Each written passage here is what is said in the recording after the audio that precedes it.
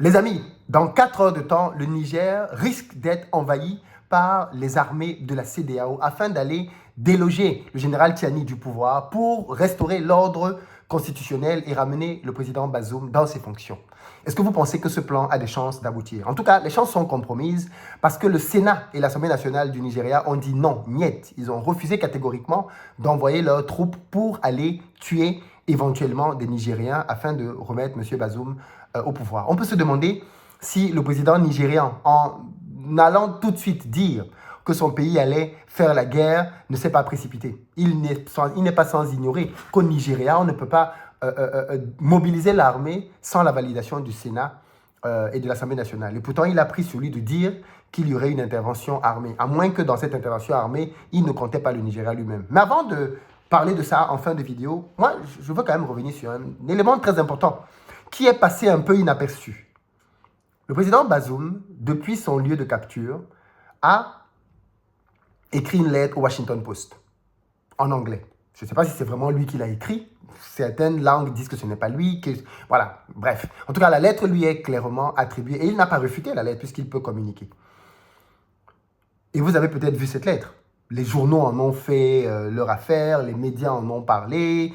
Le président Bazoum a demandé de l'aide aux États-Unis pour que les États-Unis interviennent pour déloger la junte militaire qui est au pouvoir. Ça, c'est très grave. Et ça m'interroge sur un sujet beaucoup plus profond. Écoutez pourquoi je dis que c'est très grave. Qui a élu le président Bazoum? Est-ce que c'est la communauté internationale? Celui qui a élu le président Bazoum au cours de l'élection, c'est le peuple du Niger. Ce sont les Nigériens qui ont élu le président Bazoum au terme de l'élection. Un président doit diriger avec l'aval de son peuple. Si un président qui se reconnaît comme étant le dirigeant légitime de son peuple est dans une position complexe comme celle-là et qu'il a la possibilité de parler à une seule personne, d'après moi, il devrait parler à son peuple. Il devrait parler à son peuple. Il devrait interpeller la fibre patriotique. Il devrait interpeller ceux-là même qui l'ont élu.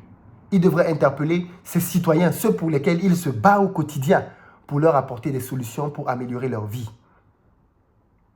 Comment expliquer que le président du Niger, alors même qu'il est dans la crise la plus profonde qu'il ait jamais connue, pense que ceux qui vont le sauver, c'est la communauté internationale. Ce sont les États-Unis, entre autres. Parce que c'est à eux qu'il écrit. Il n'écrit pas à la France, il écrit à la communauté, il écrit aux États-Unis. Ça me fait beaucoup réfléchir.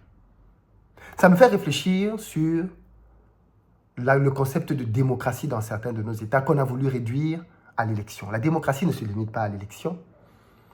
Et il se trouve que malheureusement, dans beaucoup de nos pays, beaucoup de nos dirigeants, pas tous, attention, pas tous, beaucoup de nos dirigeants sont mal élus. Qu'est-ce que j'entends par mal élus? La quantité de la population qui va... Il faut le dire, les Africains ne croient plus beaucoup aux élections. Parce que dans beaucoup de pays, malheureusement, ces résultats-là sont truqués. On a vu des élections dans lesquelles on avait quelqu'un qui n'avait pas de chance de gagner et un tripatouillage d'urnes a fait qu'au final, il passe. On a vu des élections qui sont entachées d'énormément d'irrégularités. On a vu des élections avec des taux de participation extrêmement faibles. Et tous ces éléments combinés font que quand quelqu'un arrive au pouvoir, dans certains pays, dans certaines circonstances, il n'a pas la validation du peuple. Il n'a pas la validation du peuple. Et ce genre de cas me laisse penser que c'est peut-être ça qui s'est passé au Niger. Parce que si tu es président d'un pays, depuis 2 ans seulement, que tu as travaillé pour ton pays, que tu es aimé de ton pays, et que tu as un putsch, les premières personnes qui doivent se lever pour te défendre, c'est ta population. Et ne me parlez pas des quelques personnes qui se sont levées et qui ont été repoussées par quelques petits coups de feu. Pourquoi je vous dis ça? Parce que si tu es le président que la population aime, elle va mourir pour toi. Vous entendez ce que je dis? Elle va mourir pour toi. Prenez le cas inverse. Au moment où je parle, le général Tiani est au pouvoir, pris par la force, par les armes. Et pourtant, on voit tous les jours des milliers de Nigériens dans les rues disant que si une armée étrangère, fût-elle CEDEAO, entre dans le pays pour aller déloger le général Tiani, cette armée-là va leur passer dessus. Vous voyez la différence? C'est-à-dire que la population est prête à mourir pour que Bazoum ne revienne pas au pouvoir. Mais la même population n'est pas prête à mourir pour libérer Bazoum. C'est bizarre. Moi, ça me questionne profondément sur le sens même de nos élections. Comment sont organisées ces élections pour que quelqu'un qui est élu n'ait pas l'assentiment du peuple, que le peuple ne soit pas prêt à se battre et à mourir pour lui? Il y a eu d'autres cas de figure. Rappelez-vous de l'histoire, les amis. L'histoire nous enseigne beaucoup de choses. Parce que ce que je dis là est validé par l'histoire. Thomas Sankara, si vous vous rappelez, à son époque, Thomas Sankara avait été arrêté. Avant de devenir président de la République, il avait été arrêté par le président de l'époque. Il avait été mis en prison. Vous savez pourquoi Thomas Sankara était sorti? Parce que la foule était venue faire le sitting en disant que si Thomas Sankara ne sort pas, personne ne rentre chez lui. Sous la pression, on était obligé de libérer Thomas Sankara. On était obligé de libérer Thomas Sankara. Autre cas de figure, qui n'a rien à voir, mais qui donne quand même le ton. Au Sénégal, en ce moment, il y a une crise profonde, dont on parle peu parce que la crise du Niger élude un peu ce qui se passe au Sénégal. Pourquoi? Parce que l'opposant Sonko a été arrêté.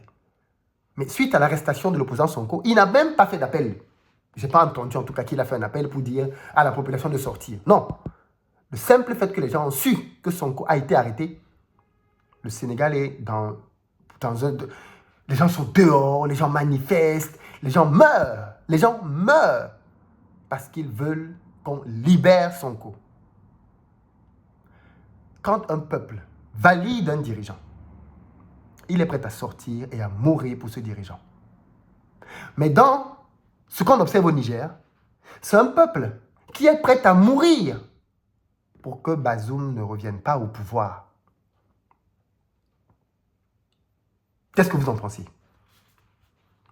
Qu'est-ce que ça vous évoque? Est-ce que les urnes traduisent toujours la volonté populaire dans nos pays? C'est une vraie question. C'est une vraie question. Dans son courrier, il demande aux États-Unis de venir l'aider. Mais comment vont-ils faire ça? Les États-Unis évitent de faire des choses qui ne sont pas clean. Vous savez que c'est un pays qui donne beaucoup de leçons. Donc, ils essayent de faire les choses d'après les textes, d'après les lois. Les Américains sont très textes, très loi. La loi dit que, le texte dit que. Ils sont allés en Irak sans la bénédiction des Nations Unies. Jusqu'aujourd'hui, le monde entier le leur rappelle. Plus d'1 million de morts. Jusqu'aujourd'hui, le monde entier le leur rappelle. Et la France avait dit, on ne vous suit pas dans votre aventure. Dominique de Villepin, à l'époque, l'avait clairement dit, on ne vous suit pas dans votre aventure. Pour que les États-Unis interviennent, il faudrait qu'ils le fassent avec un mandat de l'ONU. Pour que la France intervienne, il faut qu'elle le fasse avec un mandat de l'ONU. Or, on sait tous que l'ONU ne donnera jamais un mandat. Avec la Chine et la Russie au Conseil de sécurité, on peut être quasi certain qu'il n'y aura aucun mandat qui sera donné pour venir déloger les putschistes.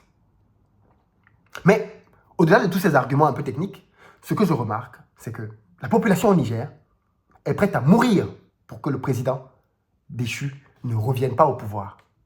Ils sont prêts à affronter les balles de la CEDEAO, les balles de l'armée française, les balles de l'armée américaine, peu importe, parce qu'ils ne veulent pas que le président déchu revienne au pouvoir. Ça devrait nous faire profondément réfléchir. Ça devrait nous faire profondément réfléchir. Qu'est-ce que ça traduit? Qu'est-ce que ça traduit? Qu'est-ce que ça dit de la démocratie dans certains de nos pays et de la validité des élections dans certains de nos pays? Si les populations se prêtent massivement au jeu démocratique, massivement viennent voter, est-ce qu'on aura les mêmes personnes qui sont élues? C'est une vraie question. En tout cas, quand la population célèbre des généraux d'armée qui font tomber un président, à peine élu depuis 2 ans, ça laisse penser beaucoup de choses. En tout cas, moi, c'est l'angle que j'ai voulu aborder, que j'ai voulu analyser avec vous, parce que pour moi, ça questionne beaucoup de choses et j'espère qu'on pourra en parler. Je vais faire un live 2 heures avant l'ultimatum pour qu'on puisse se parler et analyser toute cette situation en allant jusqu'à l'heure fatidique de minuit pour voir ce qui va se passer. J'ai ma petite idée, mais vous me direz vous aussi ce que vous en pensez. Est-ce que vous pensez qu'à minuit, là, il y aura une armée qui va entrer au Niger pour rétablir l'ordre constitutionnel? Parce qu'en fait, pourquoi ça, c'est très compliqué? C'est très compliqué parce que, au-delà même de la bataille armée contre armée, si une armée entre sur le sol nigérien, quelle qu'elle soit, fût-ce même l'armée du Nigeria, même si le Nigeria avait validé, et que cette armée-là entre, et qu'elle trouve les populations sur son chemin, et qu'elle tue les populations, c'est fini. C'est mort. Ça devient comme les États-Unis en Irak.